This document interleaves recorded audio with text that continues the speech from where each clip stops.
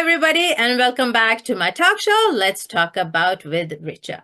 And today we have an amazing woman working with the same subject that I'm so passionate about, money mindset. Welcome, Jeannie Dougherty. Would you please tell my audience a little bit about yourself and and what you do? Sure. I am a money expert and a mental fitness guide, and I work with men and women who want to make a career change, but they don't want to go into more debt. So people leaving corporations or literally leaving an entire career and choosing something else. And I also work with small business owners that need that vital and stable cash infusion because their money's doing like up and down, up and down, up and down. They're having a hard time, like maybe just going like a little steadier and increasing. It's like, and that's very stressful. Those are stressful money cycles. So that's when eyes show up. Yeah. But you're based in US, right? Yes. And so tell us a little bit about your journey. How did you get started on this amazing, quest that you are on? Yeah. So my journey is full of some ups and downs too. So long story short is both of my parents passed away from Alzheimer's. And after my mother died, that was a big shift in my career. Like I was really like, why are we all doing this? You kill Mhm. yourself, go to work, and then you go home, and then you're not happy at home, and then, whatever. Life is just kind of a miserable experience. So as part of my own stress and my own grief, I actually started taking dance classes. And I was in dance classes for like a couple of years. It wasn't like I went to dance class and this just showed up. Yeah. But I walked in one day and there was a flyer. Remember these things like paper stuck to a wall? And it feels like forever ago we did stuff like that. But there was paper stuck to a wall and it said there was a workshop for dance and money. It was for 4 days. It was 2.5 hours away. And I was like, I should go. That Yeah. was my thought. Yeah. And I met my very first emotional and behavioral money coach. And if you would have asked me beforehand, Jeannie, what's a money coach? I would have thought like an investment coach, Hmm. to help you with stocks and your retirement, or a budget coach keeping you, on path, like how you can stay forward and keep moving. And emotional behavioral coaching is really working with people's patterns, particularly if they've had an emotional issue like a Hmm. divorce, a death in the family, a family member who is very sick. That could be your child, it could be your spouse. I think you get the point. Hmm. This really rocks people's money, the ability to handle and hold it. Yeah. And if you own a business, a lot of times, even with a business partner, it can just be a really painful time. And Hmm. sometimes people just don't recover financially. And so I had a real soft spot in my heart for people who had experienced that because I experienced that. I had money troubles after my mother died, not like terrible, but I was like, oh, this just isn't like always working. And when I did a year of personal and professional development doing the money coaching, like, because I worked with the money coach for a year, I was like, oh my gosh, this is life changing. Hmm. So here I am now, just being me. And this is like, really something I wanted to do. And when I went to money coaching school, because you can do that in the US, I was in an international class with other women. And I was like, this is something I really want to do. I want to do the money coaching, for the next at least 20 years of my life, because I think it's so powerful because money is emotional Yeah. and it works in our brains very differently than a lot of other things that we think work in our brain. So that's me short. Yeah. But I love that what you're saying is that money is emotional and money is energy and frequency, so everything is energy. I love that. Uh, and a few days ago, I got to do your quiz. And it is very Yes. interesting. Your quiz is really interesting. Can you talk a little bit around that quiz a little bit? I just want our audience to know because I had a lot of aha experiences and I'm gonna Yeah, talk about it later, but just give them a brief introduction about it. sure. So I offer a free money type quiz for people to take on my website. And what it is that we assess the 8 money archetypes. This is what I went to school for. This is what I trained. And what I learned with a lot of my folks that went through this process is that we're really taking a look at your money making capacity Mm. and what has happened in the past to see how it's influencing now and the future. And that's really what the quiz is. It's a really good snapshot of your values. Mm. And that informs a lot of your decisions and money making. Now, people who don't care about their values and don't care about their money brain and don't care about a money type quiz will never take it anyway. So I never have to worry about that stuff. And that's a particular money psychology that's not interested in understanding their emotions behind money. And that's totally fine. But for those who are like, I'm curious, I would love to learn more, are the ones that show up. So yeah. Now I just love it. I just love it. And as I said to you guys, I took it and it was a aha experience for me because I am an artist. I am creative. I'm on stage all Mm. the time, and for those of you who know me, I keep on having events and performances. I choreograph, I draw, I paint. I have something called goal mapping where I have this whole visualization thing around goals. So when the quiz actually showed me that my creative and artistic part was not involved in making money, it was like, ta-da! Actually, I'm not using an important part of myself, my skills, my life into making money, And I feel like yesterday something that was missing just clicked like its place. And yeah, so I since Yes, and this is very common. yeah.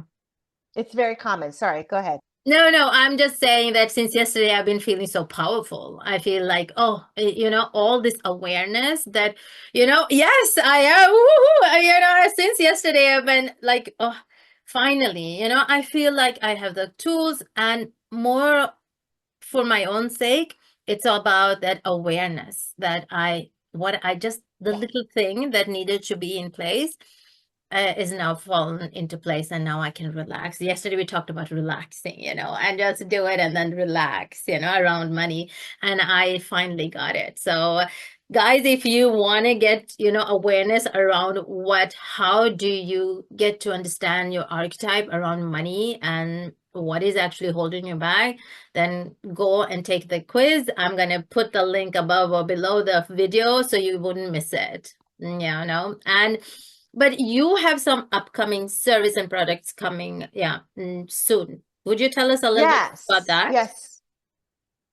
Yes, I have a money making quiz, or excuse me, a money making course. And the course it's 4 modules, and we go into your financial communication. Mm, We go into having you look at your numbers and not feeling overwhelmed or like ignoring stuff or feeling disconnected from them. mm, We also find ways that you can start to strategize, by like, if you really want to make money, like you just like, I need cash flow, Jeannie, I just need cash flow. There's a module on like, here's things that you can do if you just want to make money. However, as I always remind people, is that if the only goal you have is just to make money, like just all by itself, meaning the money's not going to pay down a debt that maybe needs to get paid, or it's not going to go towards like piano lessons and gymnastics classes for your children, like it's not going somewhere to enrich your life, it will burn out. Like all of a sudden the money isn't going to show up. And then people go like, well, why did that happen? And it's like, because as I was explaining with the creator artist, there's no vision past your mm, own greed. mm. And that was not your case, but it's very common. We are taught to like, a skill or you have knowledge, go make money with that, go do that. And so we do, but then we hold back our creative juices and our creativity because we start to separate them out. I can only be creative when I'm making art. Yeah, No, money making is a creation act. It's all about creation. correct. It's all about what do I want to do? What inspires me? What empowers me? And starting sometimes very small and then just letting it go because you give the time and the attention and the focus. And then it's like you have joy doing this. And when you have joy waking Amazing. up, making money, doing what you are no longer burned out, you Mm. are no longer exhausted, you no longer walk around and go, God, my clients are horrible. I can't stand them. Or, oh, my boss is the worst. Because you're doing something of like, oh, this is great. Mhm.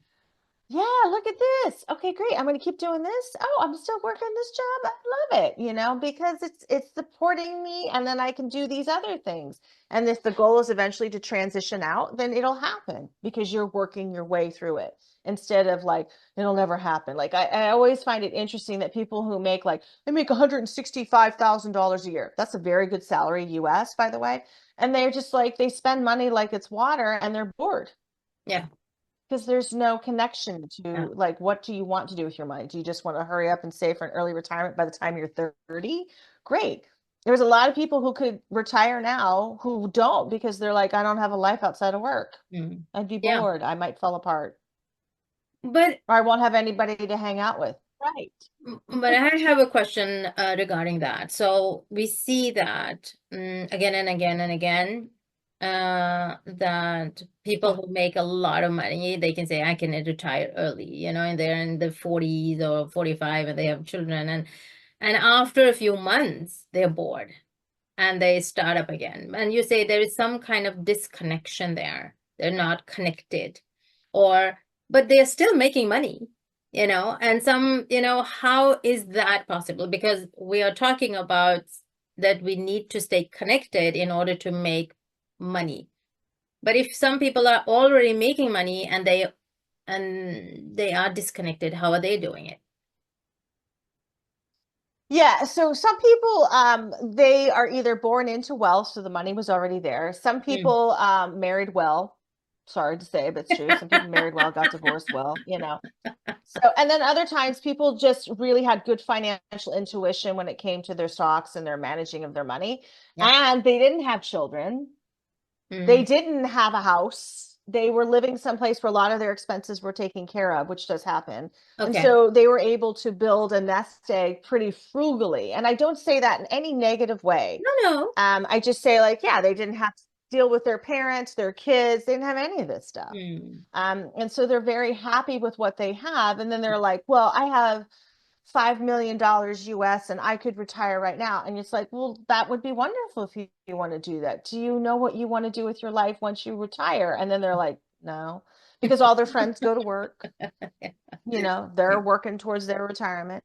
All their friends are, like they take vacations with them, but there's no way they could take like full-time vacations with them. No, It's and like, and no. it is only And for so long that golf is going to be fun, it's not fun if you. yeah, shuffleboard, golf, going to the spa. Yeah, it works, but it doesn't.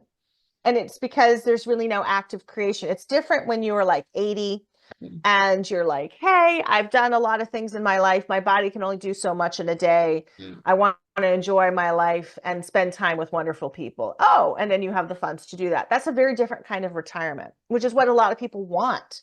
They want to be able to do what they want to do that they can physically and emotionally handle by the time they're 80. But if you're like 45 plus and you've still got like another 10 to easily 15, maybe 20 years till your technical retirement date, whatever that Mhm. looks like, Mm. then it's really getting into shifting your mindset of like, well, now that you have the money, what big problem would you like to help solve Yeah. on the globe or Mm. on this earth or in your community? Mm. And it's I not think about that that I'm is asking you to pull out $2 million and put it there. yeah. No, Hmm. I think that is the most important question that It's a big thing. I think you can, even if you retire and you don't work, but if you can contribute, that will become your mission, and that will give you Yes. that sense of, you know, or happiness and fulfillment. I think you will find more when you start contributing. And if you have the opportunity to contribute with money, that's great. But I think anybody can start contributing their time, their energy, small things. And it doesn't have to be big money. But if you get into that energy of contributing, I believe, and I've Mhm. always seen that money flows automatically because you are actually in that giving mode, and then you become a medium for the money to flow where it's Yes, you're supposed in to a flow. place that you're in a cycle instead of just like I was just here to collect, and that's the problem. Yeah. People have to understand that if you think of yourself more as a funnel when it comes to money, that the money will come in and it will go out, and that's Mm, a good thing. Yeah, mm, you'll have some on the side. you'll Mm, save some. mm, But it's going to come in, it's going to go out. Then the money will never ignore you, if you mm. will. You will always, because you'll be looking for money making opportunities. You'll be talking about what you say and Yeah, do, yeah. and then people will want to pay you and give you, their time. But when you are just like, I just want my money, give me my cash, then it's like, well, you may, be like a Scrooge and get all this money and have it, but nobody's going to like you. You're not going to have very many friends because you won't trust them because you're like, they're after my money. And that doesn't help anybody, because I've met No, plenty of and people who are wealthy who don't want anybody to know they're wealthy. and that again is a negative energy, but I think I always think of money as like a flowing like water. If you hold it back, it Yeah. will rotten, it will have a lot of bacteria and all of these things. But if you let it just flow, it will keep on, pouring, because the water will always find the easiest, least resistant way to flow. And so if you can be that least Yeah. resistant way, instead of holding it back, you just let it flow, it will just pour down. I think I always believe so, and this is always what I see when it comes to money. But you touched upon that you were also a caregiver to your parents, and could you, Yes. could you talk a little bit about, because on the summit you also touched upon that, being a caregiver, what that actually do to you in terms of money, because you are contributing and taking care of Yeah. somebody, but what kind of shift is that in terms of money? So a lot of times what happens as a caregiver, and I'm speaking for myself, but also literally millions of caregivers across the world, is that all of our energy goes to taking care of somebody, and there's not a lot of joy at the end. Mm, And the reason for that is that we are looking for the milestones to go down. We're not looking for milestones that are going up. So when you're taking care of a baby or a toddler or a young child, even though that can be exhausting and frustrating and all those other things, the child will eventually hit some milestones. You're like, they're mm, walking, they're talking, you can potty train them. As somebody is declining, it's like, how can you take care of them, handle enormous amount of medical jargon and concerns and questions, as well as the financial, the legal, no matter where you live in the world, like how you're going to provide care for them. And then if you are an only child or the oldest daughter or the oldest son, sometimes you are stuck in the place of like, yeah, I might have a family, but now I got to take care of mom or dad. So what does that mean? Does that mean I move them into my home? Does that mean, I have them, in their place? Can I even have these conversations? Because it's not so much maybe the caregiving, but it is the constant need to take care of somebody who is slipping. mm, So there's a lot of falls as people get older, and like and you don't really get a lot of warning. They're walking and then they go straight down. Well, the minute they break a hip, which is not uncommon for an older person, that becomes another issue. That's like, then it's the rehab, and then it's, having to make the home more adjustable for somebody in a walker or in a wheelchair. mm, And like that's the kind of stuff in caregiving that literally drains you. This is a project, with a team of people that you're going to sit there on the computer and whiteboard it. It's like, the pavement has hit the road. mm, We're going right now and we have to figure this stuff out. And if you are alone, which many caregivers are, because a lot of family members around the world pull back. They don't mm, really want to get involved with mom or dad, not because they don't love them. They're just exhausted from it. mm, And we haven't even talked about, if your parents are doing mentally well. Some of them are not. mm, And folks are like, well, they're not reasonable. They don't make any sense. And it's, are they taking their medication? Are they eating properly? Are they hydrated properly? The answers are unfortunately no. So mm, you're dealing with a very complex human being who you love, who isn't acting the same, mm, who isn't sounding the same, and is physically declining. So there's enormous amount of grieving and then delayed grief once they finally pass for caregivers. And if anyone out there has ever grieved anything, you know that your energy goes down, your memory's not so good. You know that eating and taking care of yourself, your sleep can be affected. You know that you have more aches and pains. And what really prompted me to create a caregiver conference online for caregivers here, it's because more of them were dying. And I just thought, I don't think people get it. Like if the caregiver goes and not the person who's aging, the aging person isn't going to be automatically safe. Like you're assuming there's another family member that can take care of them. No, it's not going to always happen. No, And people are just like, oh, well, I guess, you can take them to an emergency room. That's not a long-term plan. And no. emergency rooms are not designed to take care of people of Alzheimer's and dementia who are waiting for placement. Mm. Nope. No, they are not. So you are Yeah. hosting a conference soon. Yes, it's next Wednesday, November 20th. So come live. It's no cost. And yeah, this is a passion project. So this is part of like when I said, hey, we're really a funnel allowing the money to come in and go out. Well, I've created this, because I know there is a tsunami of caregiving happening across the globe, but definitely in the US. And taking care of our old people is we're not really known for that in America, that we do a great job. Other countries, other places do. And so this is like oh, how are we going to do this? And it's like, we're going to have to figure out a way. Hmm. So this is my little hat in the ring saying, if you are a caregiver, let me help you with this. Nice. Wow. Amazing. Yeah. You contribute so much to the community, and I think you're touching upon a very, very important subject here. So thank you for all the good work you do. I mean, I'm amazed. Thank you. So Yeah. as Thank you you. said, you do this and your clients and so on. How do you define success?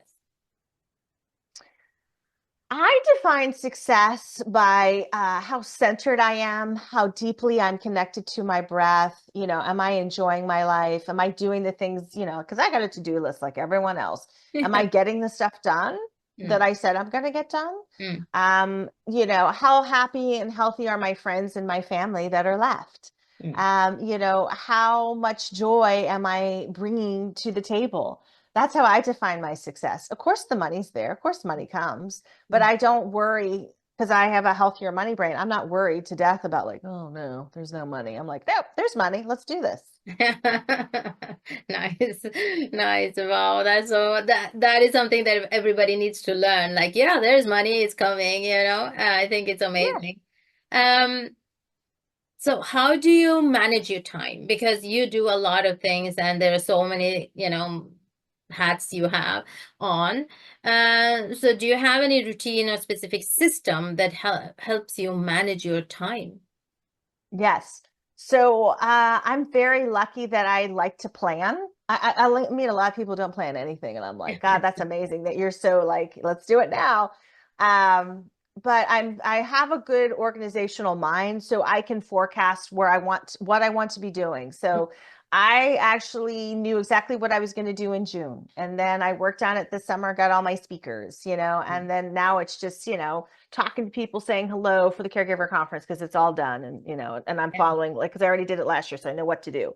Mhm. But in terms of my day to day, I start every day as early as I can. Sometimes I work late, so I allow myself some grace and get some sleep, for crying out loud. Like, I'm useless without sleep. But I aim for I aim for about 6, maybe 8 hours, depending on how it's physically tired. I work out every single day. Every single Oh, day, I'm doing some yoga yeah. because I absolutely noticed this with both of my parents is they were stopped becoming physical in their 50s. Mhm. And that was a big shift. And that's why I think the decline hit pretty fast for them. Like they should have been okay. But they walked here and there. I mean, they were physically capable, but they did nothing with their bodies. They Mhm. just were totally cut off. And I think that led to part of the reason that they had no health when it came to their Alzheimer's and dementia. So I'm very active. That's part of my thing. The other piece is, I love to learn. So Mm. I'm always looking for something or another, is there another little tip or hack or something? Or is somebody going to say something that's going to inspire me? And so I always do that throughout the day, no matter how busy I am, no matter what I'm doing, I love that nourishment. The third thing is that, even though I'm going to get my list done of stuff and all that other fun stuff that I'm doing, I want to make sure that I'm having quality. So Yeah. quality is a quality conversation outside of work. Um, Quality is maybe speaking up. Mm, to somebody in the grocery store and noticing something, I actually like to go out and interact with people because I have the energy to do that. I mm. remember being a caregiver and just being like, God, now I gotta stand in line. I don't have any energy for this. And now I have plenty of energy because Yeah, I'm in a different part of my life. yeah. And the other thing I do is I try to make sure that I'm outdoors no matter what the weather is, at least once a day. Mm. And why is that? Because I think I mean, you're in Norway, but I mean, unless you are like in frigid temperatures all the time and you're not used to it, meaning this is really scary for you and your body, then I'd say, yeah, I would see why you stay inside. But it doesn't help people. The air quality is not as good. Yeah. And even though it's really cold outside, it's good to smile. It's good to feel the elements. It's good to enjoy them while we still can. Because when you get, you're stuck in a hospital bed, you go nowhere. You'd No, love to and go outside. I think it's very, very important. Even if you have a windows in front in your office or home, I think it's very important just to step out of the house for a few minutes and get that light. I'm not saying sun Mhm. because in Norway we don't have always sun. Like today was gray, but there is still a sunlight. And to get that in your eyes and feel it, and that's amazingly important for your mental health. I know that it's important to get, as you said, step out of the house even if it is for 5 minutes. Yeah. Yeah, definitely. Yeah. No, I think it's a very, very very good advice and a good system that you have to taking care of your health, and you're lucky to have a brain that likes to plan. I love to plan. I love to put in all of the things I need to do in those hours, and then I can have spontaneous hours, and then I Yes. can even plan when I can be spontaneous. That is how detailed I love to be with my planning my day. And but I also know if it doesn't go that way, it's not life, and that is only me who have put it in together, like put it like this. So it's okay to be a little bit flexible. Yeah. Yeah. Yeah, yeah. Because I do feel like even as parents that sometimes like they don't schedule any quiet time or just personal time, even if it's just 15 minutes throughout the day, that Mm, they can just either, and I don't mean like get on electronic media and, or anything like that. I mean like just shut it down for mm, them mm. and then get some nourishment. So is that meditation? Is it, reading a book, for 15 minutes undisturbed? How lovely. Yeah, that would You'll actually get through the book. yeah, You'll just be at the slower page. I've started becoming older. So now, Yeah. since July, I've actually been taking a nap for about 20 minutes if I can do it. Like 3 or 4 times a week, I take a 20 minutes nap in the middle of the day, and that Nice. has, worked wonders for me. I mean, it's amazing how fast I rejuvenate, and I just feel so amazing. And even if I go early to bed, I try to do it in the middle of the day if I can, just Mhm. to feel energized again. So yeah, Yeah. I didn't used to do it before, but I see the appeal of it now. um Right. Okay, so there are so many new startups. There are so many women and people who are starting up their business.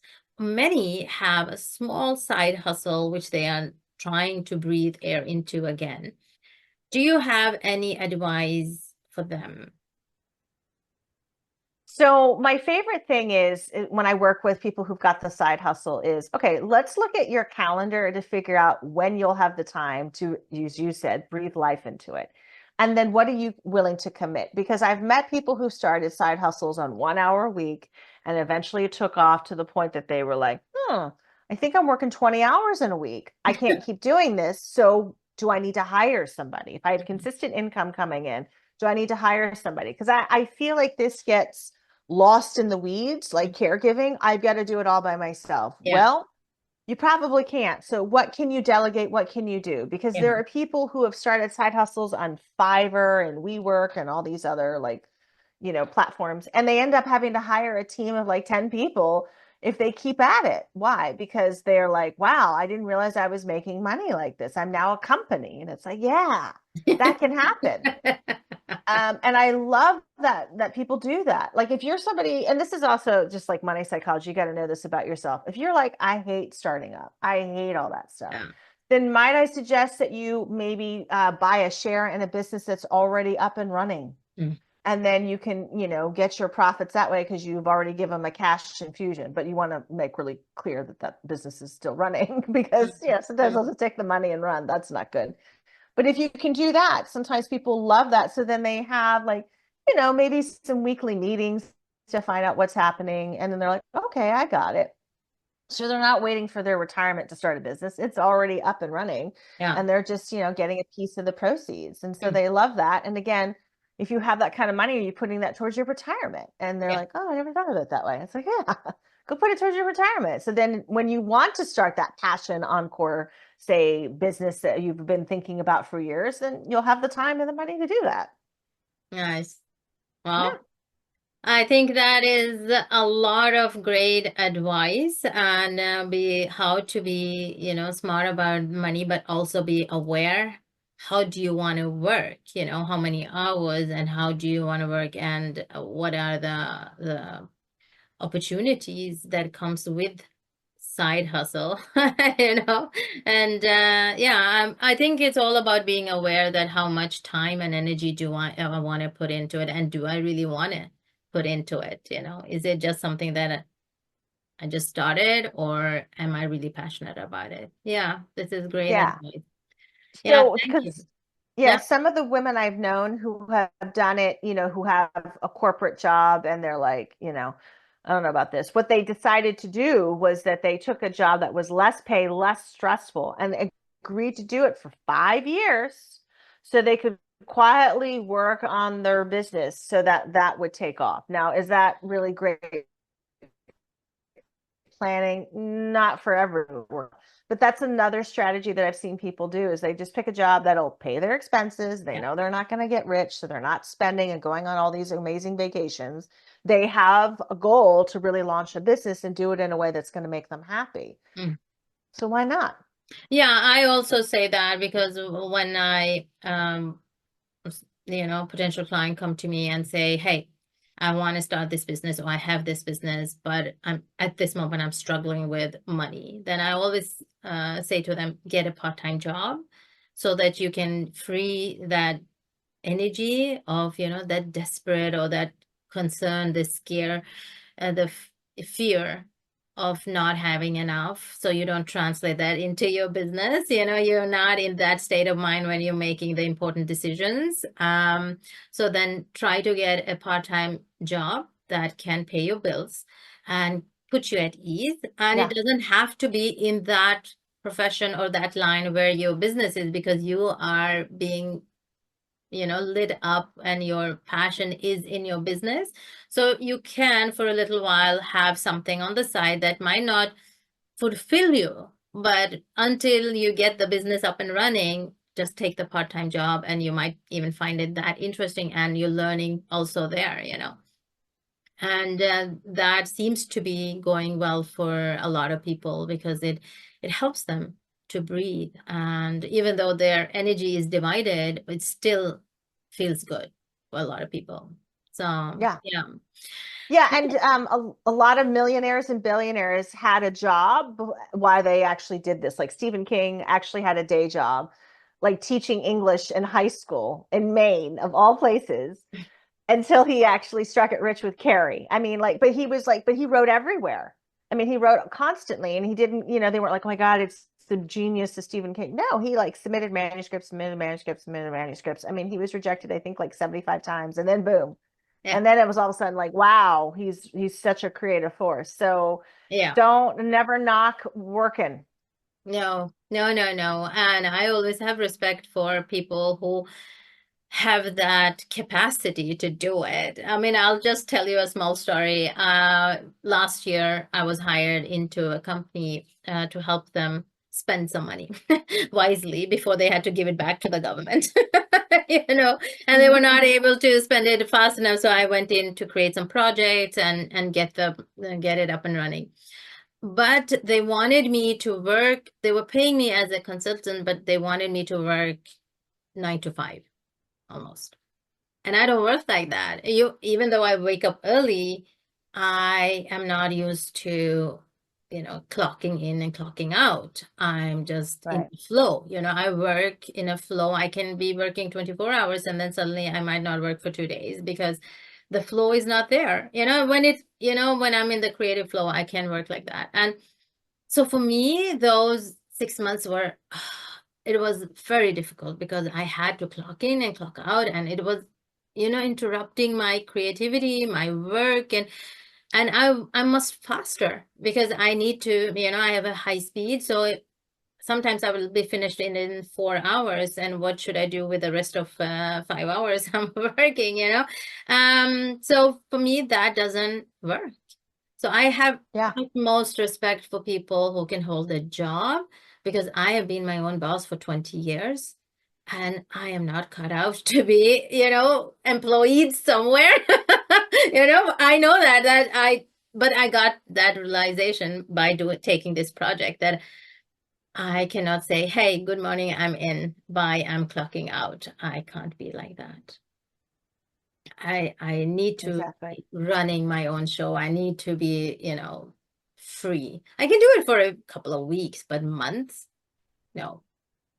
So yeah, I think what you said is important, that much respect for those who are able to hold a job.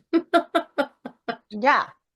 Yeah. And it's one of those things like I know exactly what you're saying. I've met people who are like, but what am I going to do? So again, it's a deeper conversation with your money psychology, but if the best days of your life, the best hours of the day are spent on something you do not like and you do not want, you've got to make a choice. Yeah. And that might be that you're going to have to be okay with this for right now as you quietly build on the side. Yeah. Yeah, no, it's amazing. Thank you so much, Janine, for your time and so many Thank you. valuable advice. And thank you for sharing your story, inspiring story and journey with us. I'm so grateful that you said yes to being a guest on my show at this time. So Yeah, thank you. so everybody, stay connected, and I will share all the links, all the connection points with this video. Remember to go and connect wherever you need, like on the social media, and check out her quiz if you are interested to know how you make your decision around money and how you can easily make it. Yes. And yeah, so Yes. until next time. Take care of yourself. Be kind to yourself and to others. Bye. Yes. Bye-bye.